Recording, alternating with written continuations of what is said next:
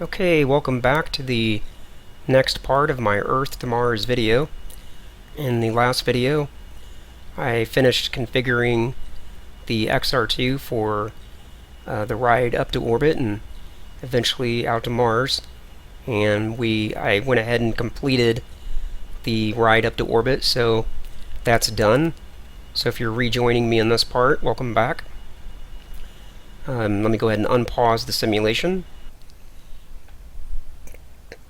And we'll jump back inside.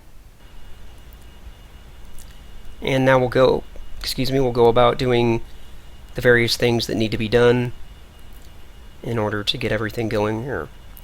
I always like to take a look at a few things right after getting up to orbital velocity. Time to the descending node, 1,000 seconds. Time to apoapsis, 800. And we're saying that we're going to do our burn for Mars here in 1,200 seconds. So we've got time to take care of some maintenance. Translation, rotation.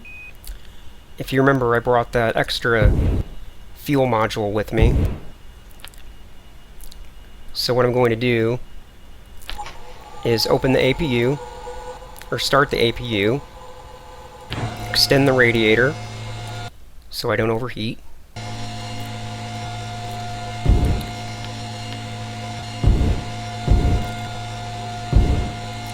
And I want to roll upside down like the space shuttle does when it jettisons the external tank. It rolls over first.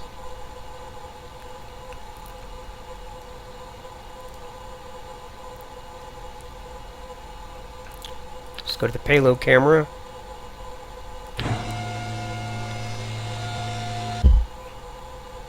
And I want to jettison slot 3, make sure I've got the right one. Payload deployed. Deploy that. Translation.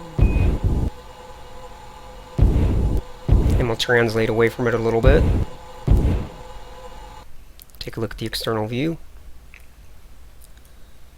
So this part will go around and burn up in the atmosphere since we haven't circularized our orbit yet. That's just the same thing as the external tank would do on the shuttle.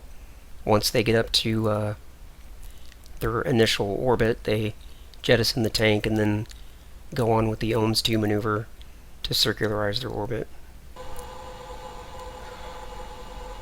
Go ahead and close the doors. Done with the APU. And we'll go back to this main view. Okay. Now, I always feel more comfortable in the prograde position.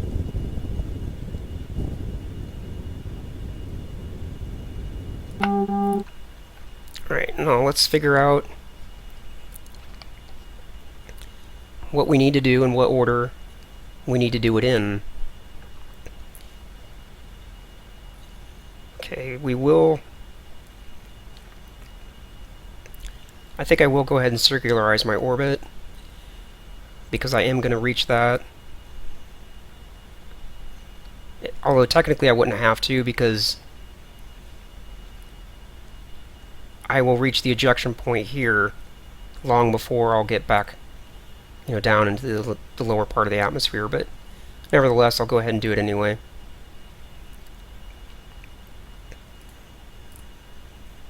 And I just want to check the aligned plane MFD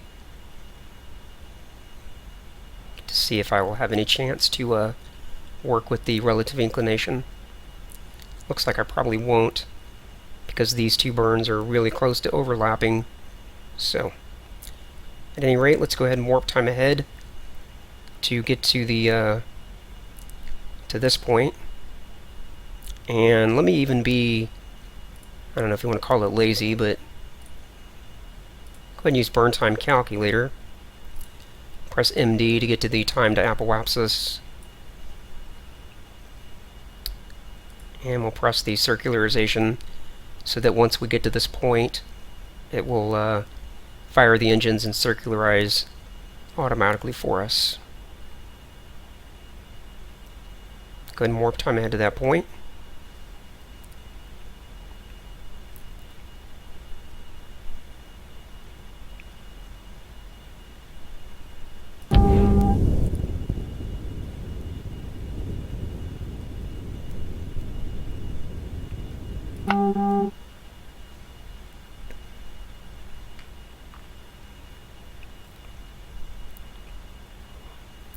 Okay, time to ignition in 2 minutes.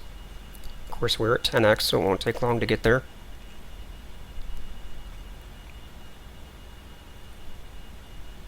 Okay, let's go back to real time. Go to prograde.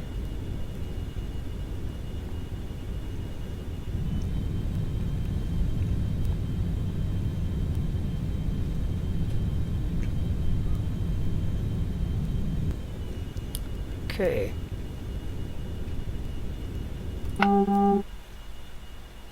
Got a mostly circular orbit now. And we'll bring up the align plane MFD. 200 seconds. Yeah, I guess we got time to do a little bit of plane alignment here. So let me go to the orbit normal position.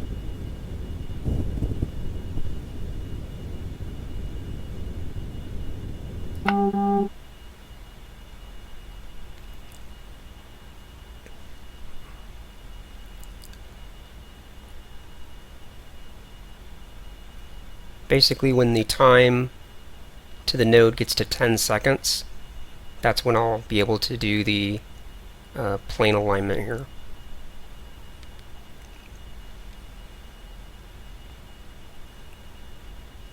Okay, coming up on that point.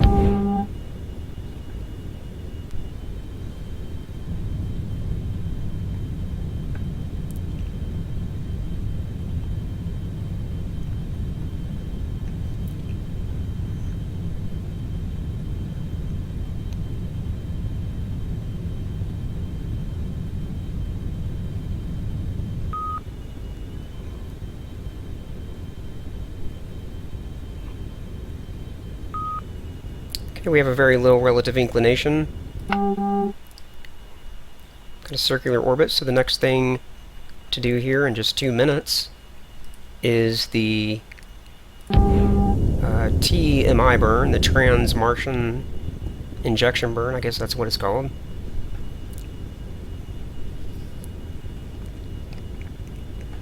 And I can bring that up in an external MFD so we can see it a little better.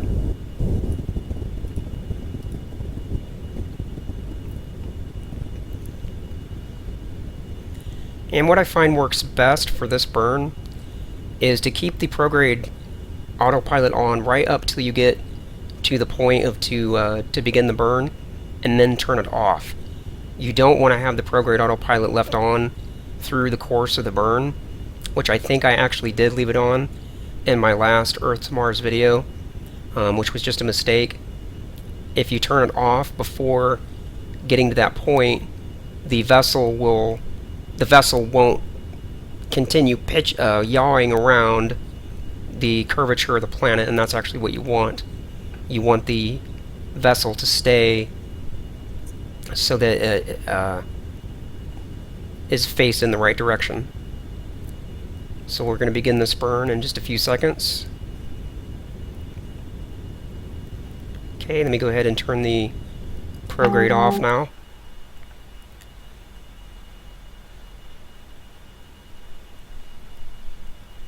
And I'm just keeping an eye here, begin the burn. 2 seconds, 1 second, and we're burning. And the amount of delta V that I need to burn through is right here. And this is actually the semi-major difference is if you keep the prograde autopilot on, then your semi-major difference will be significantly worse than if you shut the prograde autopilot off. So once this burn's complete, I will have to make an adjustment to the semi-major difference, but if I leave the prograde autopilot on, the adjustment that I'll have to make is going to be much larger.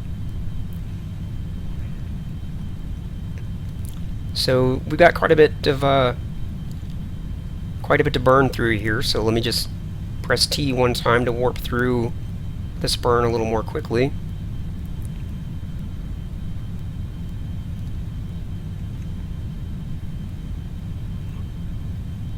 Okay, we're getting close. I'll go back to real time.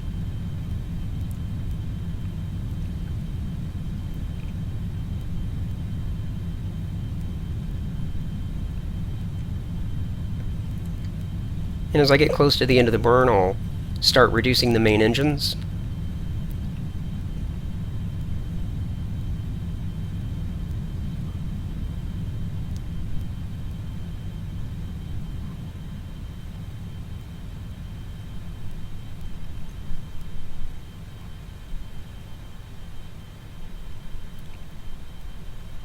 Okay, just a little bit more delta V, and we'll go with that.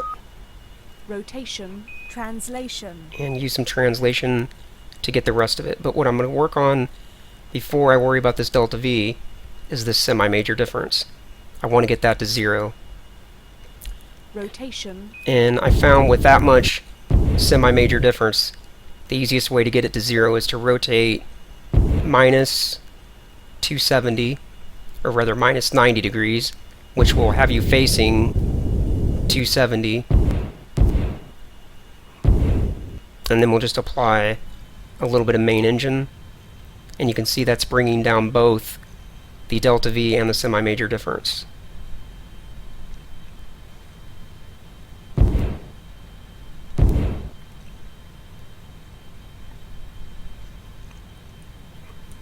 A little more main engine. And if you actually pay attention to these lines, you'll see they're getting closer.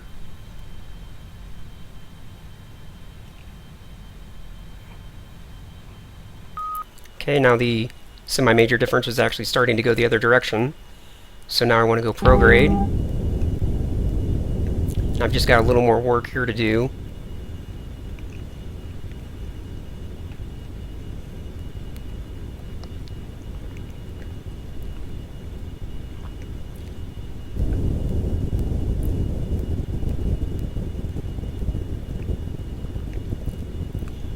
Once I'm facing prograde, I want to actually then shut off the prograde autopilot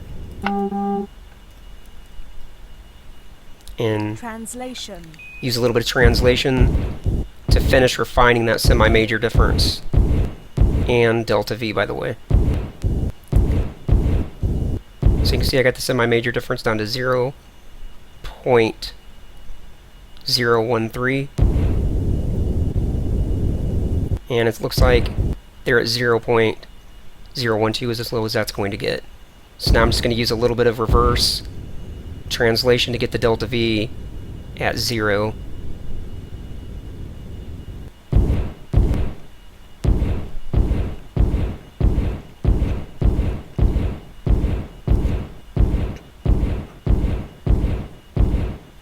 Okay, there we have it. We got a relative inclination of 0.013.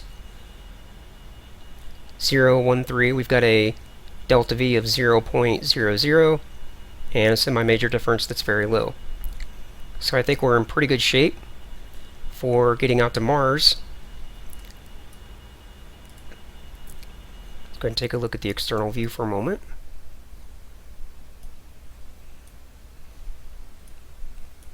Okay. And again, I'm going to go ahead and end this video at this point. Let me go ahead and pause the simulation, and we'll pick up in the next video right here at this very spot.